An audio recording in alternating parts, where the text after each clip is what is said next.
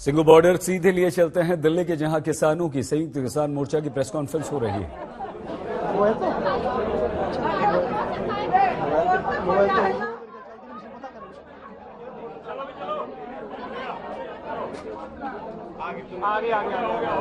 और उसके बाद अब किसानों को 5 सदस्यीय कमेटी बनाने का एक प्रस्ताव भी दिया है। और जैसे ही ये प्रेस कॉन्फ्रेंस शुरू होती है, हम आपको वहां लिए चलेंगे। फिलहाल अखिलेश यादव उत्तर प्रदेश में बोल रहे हैं, लिए चलते हैं। कहना चाहते हैं नौजवान साथियों कि ऐसी सरकार है, अगर कोई नौकरी मांगने गया होगा तो उसका लाठी से अपमान हुआ होगा नौजवान का। ये हमें दिख रहे हैं नौजवान बड़ी संख्या में। कोई उम्मीद है कि नौकरी मिलेगी कि नहीं मिलेगी, कोई उम्मीद नहीं बची। रोजगार के अवसर नहीं है। जो नौकरी जहां मिलनी चाहिए थी वो सरकारी संस्थाएं बेची जा रही हैं। हवाई जहाज बेच दिया, हवाई जहाज जहां खड़ा होता है वो एयरपोर्ट बेच दिया। पानी के जहाज बेच दिए, पानी का जहाज जहां बंदरगाह पे खड़ा होता है वो बंदरगाह बेच दिया। ये ट्रेन बेच दिए, रेलवे स्टेशन बेच दिए। बताओ नौजवानों, जब सब कुछ बिक जाएगा तो आपको नौकरी और रोजगार कहां मिलेगा? जो आपको अधिकार मिले थे वो कहां से मिलेंगे? ये तो कहते थे कि हवाई चप्पल पे चलने वाले को हवाई जहाज पे बैठा देंगे, लेकिन जो महंगाई बढ़ी है, आज आपकी गाड़ी और मोटरसाइकिल भी नहीं चल सकती इस महंगाई में। बताओ महंगाई हुई है कि नहीं हुई है? पेट्रोल की कीमत 100 के लगभग हो गई कि नहीं हो गई 100 के पार? बताओ कितने हवाई चप्पल वाले हवाई जहाज पे बैठ गए हैं। और इस ठोको राज ने अपमानित किया है लोगों को। ये ठोको राज ने अपमानित किया है। ये बुलडोजर वाले अपने बुल को नहीं संभाल पा रहे हैं। ये बुलडोजर वाले अपने बुल को नहीं संभाल पा रहे हैं। लोगों के खेत चौपट हैं, खेत बर्बाद हो रहे हैं। आज सरकार जिस रास्ते पर है, जो रास्ता अपनाया है सरकार ने, वो भेदभाव की राजनीति कर रहे हैं। और जिस समय इनके पास मुद्दे नहीं हैं, ये नफरत की राजनीति कर रहे हैं, नफरत की राजनीति कर रहे हैं। और हमारे आपके बीच में खाई पैदा करते हैं समय समय पर, हमारे आपके बीच में खाई पैदा करते हैं। और याद रखना, जो हमारे और आपके बीच में जो पैदा करे खाई, समझ लेना वही है भाजपाई। जो पैदा करे खाई वही है भाजपाई। और अगर भाईचारे के लिए कोई खड़ा है तो समाजवादी पार्टी आरएलडी भाईचारे को मजबूत करने के लिए खड़े हैं। जहां किसान की खुशहाली हो, यहीं पर प्रधानमंत्री आए, यहीं पर मुख्यमंत्री आए। बताओ किसानों का गन्ने का बकाया है कि नहीं बकाया है? आज भी बकाया है। हम अपने किसानों को कह करके जा रहे हैं। मुझे याद है वो समय, जिस समय किसानों के ऊपर संकट आ गया और चीनी मिल पैसा नहीं दे पा रहे थे। उस समय पहली बार उत्तर प्रदेश ने, समाजवादी सरकार ने अपने बजट से पैसा दे करके किसानों का भुगतान कराने का काम किया था। हम आपको भरोसा दिलाते हैं, समाजवादी सरकार बनेगी तो किसानों के मदद के लिए और किसानों का बकाया न रहे, उसके लिए अगर अलग से भी बजट दे करके किसानों के लिए एक फंड तैयार करना पड़ेगा तो हम लोग मिल करके करेंगे, जिससे किसानों का बकाया ऐसा न रहे। सरकार अगर भुगतान कर सके तो सरकार भुगतान करेगी। जहां बिजली को लेकर के, जब बिजली का बिल आता है तो करंट लग रहा कि नहीं लग रहा? बताओ। ये बिजली का बिल आ रहा है तो करंट लग रहा है।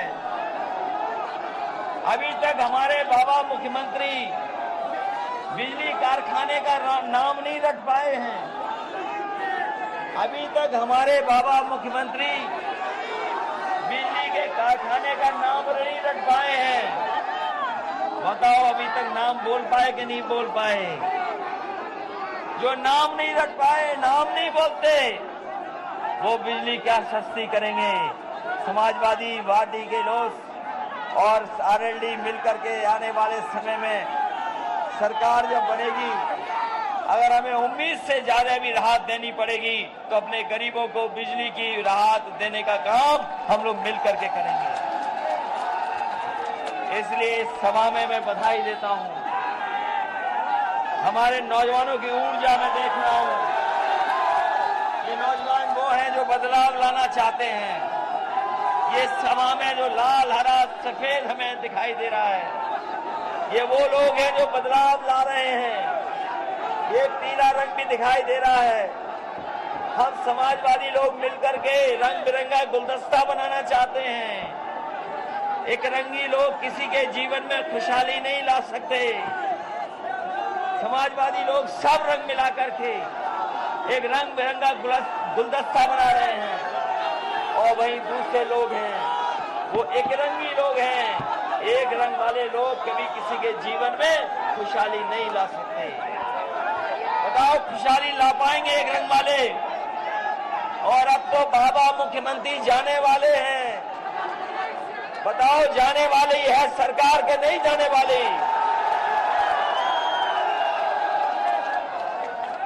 जो जन सैलाब दिखाई दे रहा है, ये परिवर्तन की तरफ जा रहे हैं। परिवर्तन हो करके रहेगा, और इसलिए भी जरूरी है परिवर्तन। भारतीय जनता पार्टी की हर चीज झूठी है। भारतीय जनता पार्टी की हर बात झूठी है। इनके वादे जुमले हैं, इनका प्रचार झूठा है, इनकी विकास की तस्वीर झूठी है। और जो विकास के घोड़े दौड़ा रहे हैं सवार होकर के, वही फिल्मी घोड़ा है जो हिलता डुलता तो है लेकिन आगे नहीं बढ़ता। ये झूठ के फूल हैं, ये झूठ के फूल हैं। इनके झूठ के फूल से कोई खुशबू नहीं आ सकती। और चिलमजीवी कभी उत्तर प्रदेश का विकास नहीं कर सकते। जो पलायन की बात कर रहे हैं वो पलायन होकर के खुद आए हैं। जो पलायन की बात कर रहे हैं वो पलायन होकर के खुद आए हैं। इसलिए इन्हें भी वापस भेजना है, जिससे कम से कम बिजली के कारखाने का नाम तो रट सकें। इसलिए इन्हीं शब्दों के साथ एक बार फिर मैं इस क्रांतिकारी धरती को प्रणाम करता हूं। यहाँ के किसानों का और किसानों को बधाई देता हूं, और अपने नौजवानों का धन्यवाद देता हूं। आरएलडी और समाजवादी पार्टी के सभी नेता कार्यकर्ताओं का धन्यवाद देता हूं। इस ऐतिहासिक सभा में मैं देख रहा हूं लोग आखिरी तक हैं, रोड अभी भी भरी है। ये ऐलान है कि इस बार भारतीय जनता पार्टी की ऐतिहासिक हार होगी, और अगर उधर से खदेड़ा हुआ है तो भारतीय जनता पार्टी का पश्चिम में आकर के सूरज डूब जाएगा। इसलिए मदद करना आने वाले समय में, क्योंकि बदलाव से ही, परिवर्तन से ही खुशहाली आएगी। इन्होंने 4.5 साल में डबल इंजन की सरकार ने उत्तर प्रदेश की जनता को धोखा दिया है। ये डबल इंजन की सरकार के इंजन फेल हैं, और कभी कभी तो लगता है कि इंजन दोनों एक दूसरे से टकरा रहे हैं। इसलिए डबल इंजन की सरकार को हटा देना, यही निवेदन अपील करने आया हूं। मैं जैन जी को बहुत बधाई।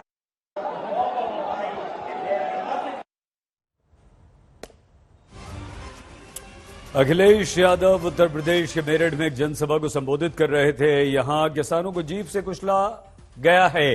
अखिलेश यादव ने बीजेपी पर, केंद्र और राज्य दोनों पर आरोप लगाया कि डबल इंजन की सरकार जो है न राज्य का विकास कर रही है, न देश का विकास कर रही है, और युवक यूपी में बदलाव चाहता है। किसानों का मुद्दा संसद तक गूंजा।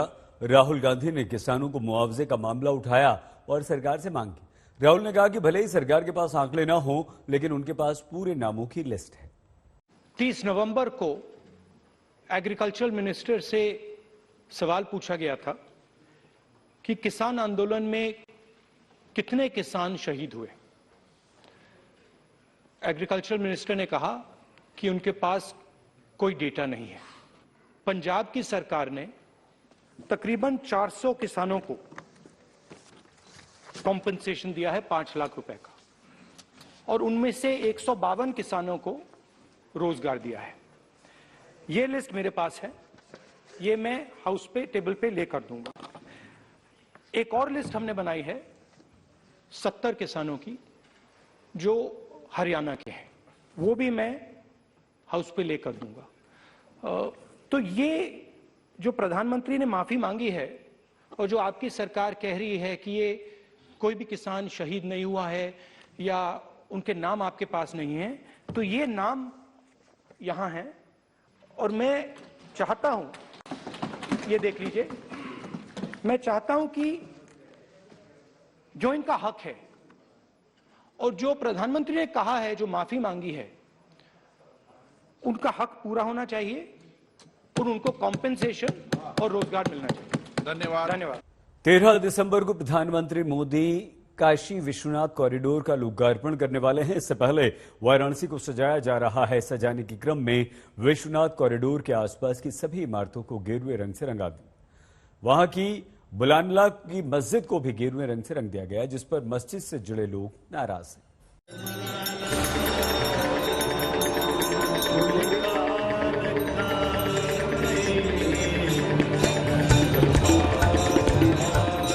मंदिर गेरुआ, मस्जिद गेरुआ, कॉलेज गेरुआ, दुकानें गेरुआ, वाराणसी गेरुआ हो गई है। पिंक सिटी जयपुर की तर्ज पर बिल्कुल एक रंगा। पहले ये मस्जिद सफेद रंग की हुआ करती थी, लेकिन अब इसका रंग गेरुआ हो गया है। दीवार से लेकर मेहराब तक सब कुछ केसरिया। 13 दिसंबर को प्रधानमंत्री नरेंद्र मोदी काशी विश्वनाथ कॉरिडोर का लोकार्पण करने वाले हैं। वाराणसी में तैयारियां जोरों पर हैं। कॉरिडोर के रास्ते के दोनों तरफ की तमाम इमारतों की रंगाई पुताई हो रही है। इसी के तहत मशहूर बुलानाला मस्जिद को गिरवा कर दिया गया। हमें मालूम नहीं है, ये रातों रात इन्होंने पहले किया, न हमें इन्फॉर्मेशन किया। अगर इनको करना था पहले इनको हमसे बात करनी चाहिए थी कि हम ये करने जा रहे हैं, लेकिन इन्होंने कोई बात नहीं की और रातों रात इन्होंने काम शुरू कर दिया। इसको हम बाद में वाइट कराएंगे। उधर इलाके के कुछ दुकानदार भी वाराणसी विकास प्राधिकरण के मिशन गेरुआ से नाराज हैं। पूरे शहर का या पूरे प्रदेश का हालत वही चल रहा है, जिसकी लाठी उसका भैंस। हमारे मकान पे, लोगों के दुकान पे जबरदस्ती कलर कर दिया जा रहा है। और सबसे बड़ा बात है कि पेंट करते समय संस्कृति का भी ध्यान नहीं रखा जा रहा है। और बनारस का जो सद्भाव था, जो बनारस की प्रवृत्ति थी, गंगा जमुना तहजीब, उसका भी निरादर किया जा रहा है। मस्जिद से जुड़े लोग नाराज हैं कि उनसे पूछा तक नहीं गया, लेकिन अधिकारी कहते हैं कि उन्हें किसी से कोई शिकायत नहीं मिली है। वाराणसी विकास प्राधिकरण के मुताबिक, वाराणसी की थीम के मुताबिक गोदौलिया इलाके से लेकर शीतला घाट तक पूरे इलाके को एक रंग में रंगा जा रहा है। ये न सिर्फ देखने में खूबसूरत है, बल्कि एक रूपता भी आएगी। बनारस की अगर हम बात करें तो ज़्यादातर बनारस की जो इमारतें हैं वो बलुआ पत्थर से बनी है, रेड स्टोन से बनी है, जिसका हल्का पिंक का कलर होता है। उसी को थीम को लेते हुए, घाटों की थीम को लेते हुए हम लोगों ने एक प्रयोग किया था वाराणसी विकास प्राधिकरण के माध्यम से गोदौलिया से शीतला घाट को। अब उसी प्रयोग को आगे बढ़ा रहे हैं, तो ये उसी कलर की एक थीम देते हुए हम लोग इसको कंप्लीट कर रहे हैं। बनारस तो सर्वधर्म का संदेश देता है। बनारस पहले से भी सहिष्णुता का संदेश देता है। अभी तक ऐसा कोई इशू नहीं आया और ऐसी किसी ने आपत्ति भी नहीं जाहिर की। और ये कलर जो हम लोग कर रहे हैं किसी धर्म से रिलेटेड है भी नहीं, तो एक बनारस की थीम पर आधारित है, जिसमें कि हर जगह बनारस में जो मैंने बताया ना कि रेड स्टोन लगा है चुनार का, उसी थीम को लेते हुए हम लोग आगे बढ़ा रहे हैं। बहरहाल अंजुमन इंतजामिया मस्जिद कमेटी का दावा है कि प्रशासन ने उनकी शिकायत सुन ली है और मस्जिद को फिर से सफेद रंग से रंगने का भरोसा दिलाया है। तो हमारे कानों तक ये बात आई तो हमने अधिकारियों तक मैसेज भेजा कि साहब ये गलत हो रहा है और मुसलमानों में रोष व्याप्त हो रहा है, बिना अनुमति की ये रंग रंगा गया है। बहरहाल हमारी आवाज़ सुनी गई और आज मुझे ये आश्वासन दिया गया कि उसको जो है हम सफ़ेद रंग करवा देंगे। सांस्कृतिक विविधता वाराणसी की पहचान है। यहाँ विविधता में भी समरसता है। जरूरी है कि बनारस का ये रस बना रहे। रोशन जायसवाल, वाराणसी आज तक। खबर ओमिक्रॉन की। कोरोना के ओमिक्रॉन वेरिएंट ने देश में खतरे की घंटी बजा दी है। देश में हमारे सबसे ज्यादा मामले महाराष्ट्र में ओमिक्रॉन के हैं। मुंबई में 2 नए मामले मिलने के बाद अब संक्रमितों की संख्या 10 हो गई, जबकि देश में कुल 23 मरीज हैं।